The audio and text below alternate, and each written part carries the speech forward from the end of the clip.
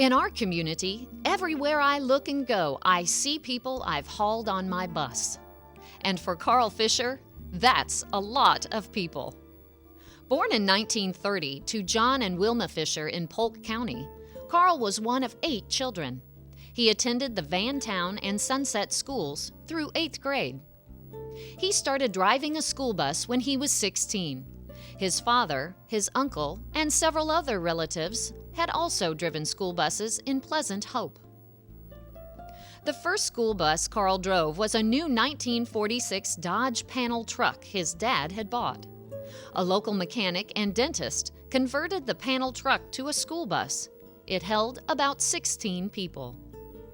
The bus had benches along the sides on which students sat, along with stools tucked away under the benches that students could pull out and sit on when the benches reached capacity. The first school bus Carl purchased new, a 1969 Chevrolet, cost about $6,000.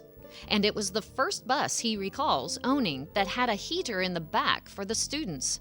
Before that, the only heater on the bus was for the driver, but Carl said it wasn't too effective. When the Votech School opened in Lewisburg in 1971, he continued running his regular route and added the Lewisburg route. Morrisville would meet me in Pleasant Hope, and Bolivar would meet me in Halfway, he said. So I handled 4 schools. Due to scheduling conflicts, he had to end his regular route in 1991 when the Pleasant Hope District started sending vocational students to Ozarks Technical Community College in Springfield rather than going to Lewisburg. On this Votech run, it wasn't trying to make a little money, Carl said. I was trying to help the kids any way I could. I told them to call if they had any trouble. He gave out apples and candy bars at Christmas. Carl's bus had a radio and a clock, and he kept his bus clean, all to keep his boys happy. Many afternoons, he would take his bus out to a low-water slab near Pleasant Hope and wash it. He was good to the kids, but there were rules on the bus, too. Carl has always been more than a school bus driver, though, a job that he says was just part-time. He also ran a filling station in town, as well as finding other pursuits when school was out of session during the summer. In the early 1960s, he drove a few summers for Continental Trailway, logging about 30,000 miles each summer. Carl has been a farmer throughout his life and still runs beef cattle. He ran a hay hauling crew for about 20 years. He also had several summers when he hired high school boys who were on his bus route to haul hay for area farmers. Carl liked to go turkey hunting, which meant getting up very early. Some of his son JC's favorite childhood memories are from hunting with his dad.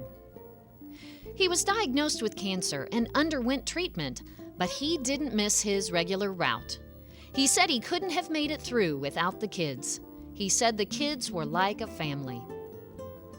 Holder of the Guinness World Record for length of service as a school bus driver, Carl said he has hauled students from 3 generations of some families.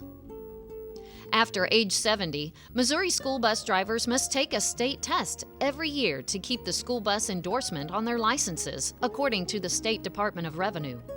I've never had any trouble renewing my license, Carl said.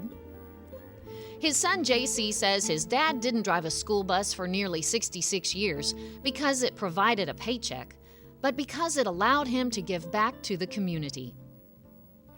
He drove for them so many years, and he didn't consider it work, JC said.